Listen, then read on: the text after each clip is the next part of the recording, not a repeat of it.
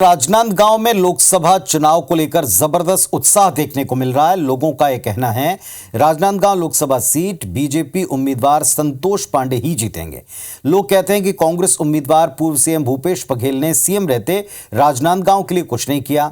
उन्हें कौन वोट करेगा? हमारे संवाददाता ने बातचीत की राजनांदगांव की जनता से और सबसे पूछने और समझने का प्रयास किया जनता का मूड क्या है। सुनवाते हैं आपको भी। राजनांदगांव लोकसभा में मौजूद है और यहाँ पर मुकाबला इस बार दिलचस्प हो चुका है। दोनों प्रत्याशी अपनी अपनी बातें कर रहे हैं, बीजेपी कांग्रेस कह रहे हैं। बताइए, राजनांदगांव में आप लोग के चुनाव हो रहा है, क्या माहौल है, क्या कहना चाहेंगे दोनों प्रत्याशियों के प्रति आप? राजनांदगांव लोकसभा क्षेत्र में सांसद संतोष पांडे जी एक तरफा निकाल रहे हैं, क्योंकि अभी जो राम राज्य का माहौल चल रहा है उस हिसाब से संतोष पांडे जी कम से कम 5 लाख वोटों से जीतेंगे। भूपेश बघेल जी पूर्व मुख्यमंत्री रहे हुए हैं, तो क्या लगता है उनके नजरिए से देखें तो आपको? भूपेश बघेल जी 5 साल राजनांदगांव से दुर्भावनापूर्वक व्यवहार किए हैं। कई कार्यालयों को राजनांदगांव से ले जाया गया है और जो डॉक्टर रमन सिंह ने जो निर्माण कार्य चालू कराए थे, जैसे स्टेडियम का या अन्य कई बड़े बड़े निर्माण कार्य कराए थे चालू, उसको रोकवा दिया था। आप क्या कहेंगे, बताइए किस प्रकार का माहौल दिख रहा है और क्या कहेंगे दोनों प्रत्याशियों को लेकर बात करें तो? राजनांदगांव लोकसभा में एक खैरागढ़ जहाँ पे इंदिरा कला संगीत विश्वविद्यालय है, तो भूपेश बघेल जी के कार्यकाल में इंदिरा कला संगीत विश्वविद्यालय को रायपुर शिफ्ट करने का प्लानिंग हो रहा था, तो उसके लिए खैरागढ़ में बहुत विद्रोह किए थे।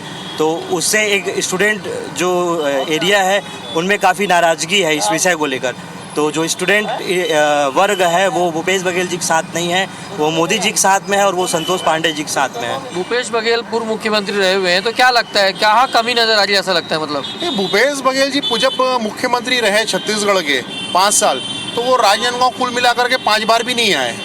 वो अपना कोई एक काम तो बताते जो उन्होंने राजनांदगांव के लिए किया है। वो वोट मांगते घूम रहे हैं, लेकिन उन्होंने 5 साल राजनांदगांव के लिए कोई भी किसी भी तरह का कार्य नहीं किया। इसके अलावा और जो कार्य जो उनके पूर्व जो मुख्यमंत्री थे डॉक्टर रमन सिंह जी, उनके द्वारा जो कार्य किए गए थे, शुरू किए गए थे, जिसको आगे बढ़ाना था, उन कार्यों पर उन्होंने रोक लगा दी दुर्भावनापूर्ण तरीके से। और राजनांदगांव में जो सिर्फ 2 नेता, जो उत्तरी ध्रुव और दक्षिणी ध्रुव कांग्रेस के सिर्फ 2 नेता रहे, एक कवर्धा में अकबर और एक राजनांदगांव में दूसरे रहे नवाज खान। नवाज खान की यही स्थिति रही राजनांदगांव में कि जिला सहकारी बैंक में नौकरी लगाने पे, फर्जी नौकरी लगाने के नाम पे कई युवाओं से पैसा लिया गया।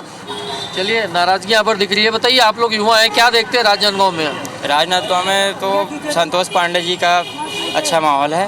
और रही बात पिछले कांग्रेस सरकार की, तो पिछले कांग्रेस सरकार में बेरोजगारी भत्ता देने की बात कांग्रेस ने कही थी, जो कि अंतिम समय में पिछले 6 महीने बचे थे, तब बेरोजगारी भत्ता कुछ युवाओं को मिला। क्या कहेंगे आप? बताइए, क्या माहौल दिख रहा है राजनांदगांव में?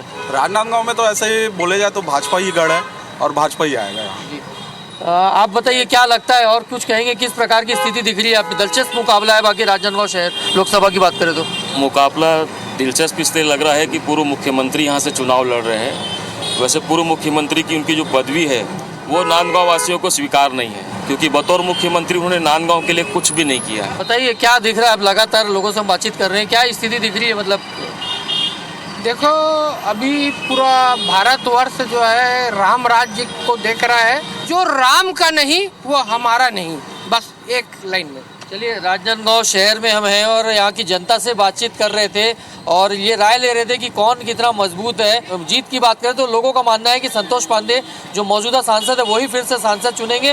भूपेश बघेल को लेकर काफ़ी नाराजगी है। उनका ये कहना है कि भले ही पूर्व मुख्यमंत्री है, लेकिन मुख्यमंत्री रहते हुए वो राजनांदगांव की तरफ कभी ध्यान नहीं दिए और यही वजह है कि जनता में उनके प्रति काफ़ी नाराजगी है। यहाँ कैमरामैन लखन शर्मा के साथ स्टार जैन, IBC 24 राजनांदगांव।